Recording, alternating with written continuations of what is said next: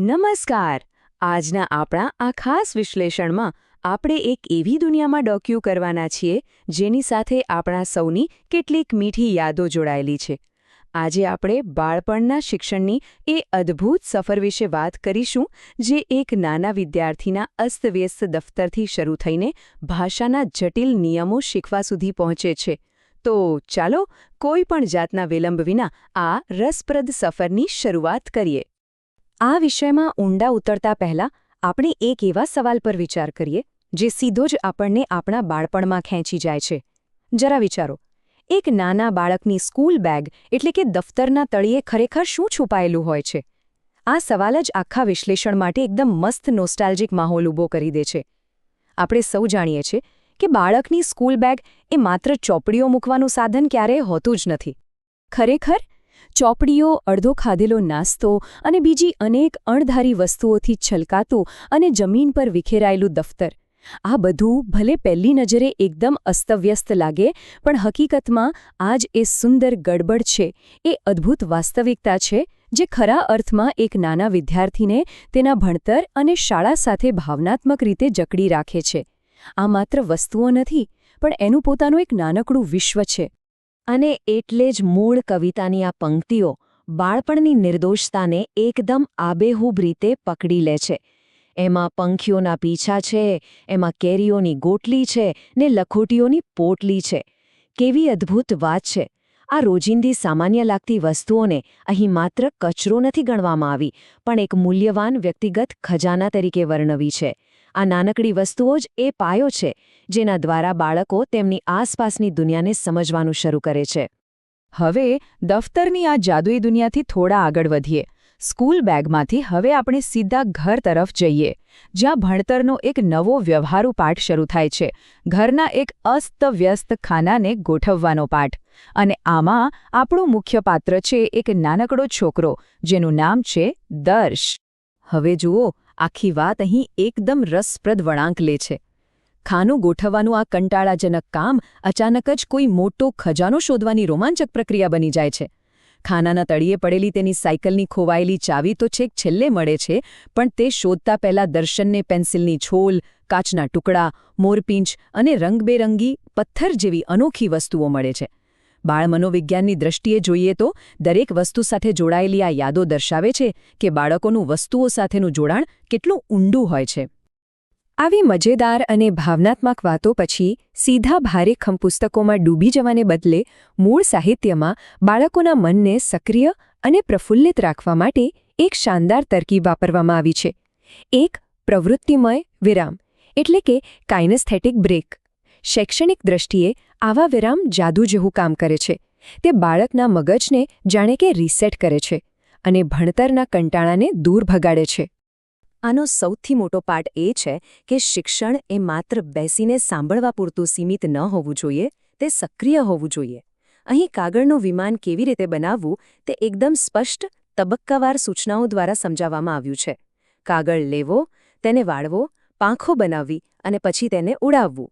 આખી પ્રક્રિયા બાળકનું મગજ અને હાથ બંને કામે લગાડે છે. આ દ્રશ્ય માર્ગદર્શિકા કેટલી સુંદર રીતે શાબ્દિક સૂચનાઓને એક મનોરંજક અને હાથવગી પ્રવૃત્તિમાં પરિવર્તિત કરી દે છે. આ એક ઉત્તમ પેસિંગ બ્રેકર તરીકે કામ કરે છે. તે બાળકોનો શારીરિક અને માનસિક થાક ઉતારીને તેમને આગળના અઘરા વિષયો ભણવા માટે નવી ઊર્જાથી ભરી દે છે. તો હવે મગજ એકદમ ફ્રેશ થઈ ગયું છે, બરાબર ને?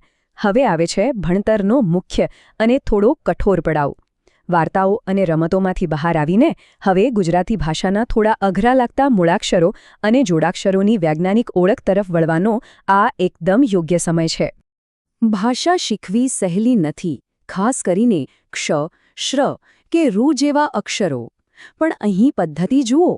આ અઘરા જોડાક્ષરો અને સ્વરોની ઓળખ સીધી જ રાક્ષસ કે ઋષિ જેવા રોજબરોજના જાણીતા શબ્દો સાથે જોડીને કરાવવામાં આવે છે. આનાથી બાળકોની ધ્વન્યાત્મક સમજણ એટલી મજબૂત બને છે કે તેઓ અક્ષરના અવાજને તરત જ પકડી લે છે. અને માત્ર અવાજ જ નહીં, આકારો પણ. આ દ્રશ્યમાન તુલના ખરેખર કમાલની છે. અઘરા લાગતા આ આકારોને સીધો જ કોઈક જાણીતી વસ્તુ જેમ કે સિક્કો, અગ્નિ અથવા કોઈ બેઠેલા ઋષિના ચિત્ર સાથે સાંકળી લેવામાં આવે છે. શિક્ષણની ભાષામાં આને એસોસિએટિવ મેમરી એટલે કે સહચારી યાદશક્તિ કહેવાય છે, જેનાથી આ જટિલ આકારો બાળકોના મગજમાં લાંબા સમય સુધી છપાઈ જાય છે. એકવાર મગજમાં અક્ષરોનું ચિત્ર બેસી ગયું એટલે પછી વારો આવે છે માળખાગત પુનરાવર્તનનો. અહીં ટપકાવાળી રેખાઓ પર વારંવાર અક્ષરો ગૂંટવાની પ્રેક્ટિસ આપવામાં આવે છે. આ કોઈ સામાન્ય કસરત નથી. વારંવાર લખવાથી હાથના સ્નાયુઓ એટલે કે મસલ મેમરી વિકસે છે, જે અક્ષરોના વળાંકોને કાયમ માટે યાદ રાખી લે છે. આ બધી જ મહેનત અને પ્રેક્ટિસ પછી શૈક્ષણિક સફરનો અંતિમ તબક્કો આવે છે, ઉપયોગ અને પ્રભુત્વ. અક્ષરો આવડી ગયા, હવે તેને વાસ્તવિક વાંચન અને ક્લાસરૂમની ઇન્ટરેક્ટિવ રમતો સાથે જોડવાનો સમય છે, જેથી શીખેલું જ્ઞાન વ્યવહારમાં ઉતારી શકાય. આના માટે સાહિત્યમાં કેવી અદ્ભુત રમત આપી છે. આ સુંદર વૃક્ષને ધ્યાનથી જોઈએ. તેના પાંદડાઓમાં અક્ષરો સંતાયેલા છે. બાળકો માટે આ માત્ર ભણતર નથી, પણ એક મજેદાર વિઝ્યુઅલ સર્ચ ગેમ છે. આ સાબિત કરે છે કે ભાષાના કઠોર નિયમો શીખવા એ પણ જો યોગ્ય અને આકર્ષક દૃશ્ય માધ્યમથી શીખવવામાં આવે તો જરાય કંટાળાજનક નથી હોતા. અને ભણતરને એકદમ પાક્કું કરવા માટે આ ફ્લેશકાર્ડ ઓળખ રમત તો ખરેખર અદ્ભુત છે. અહીં બાળકો શાબ્દિક રીતે એ જ અક્ષર બની જાય છે જે તેઓ હમણાં જ શીખ્યા છે. માનો કે કોઈ વિદ્યાર્થીને ક્ષ નામ આપવામાં આવ્યો છે, તો ક્ષ બોલાય ત્યારે જ તેણે કોઈ એક્શન કરવાની. જો ભૂલથી બીજા અક્ષરે એક્શન કરી તો આઉટ.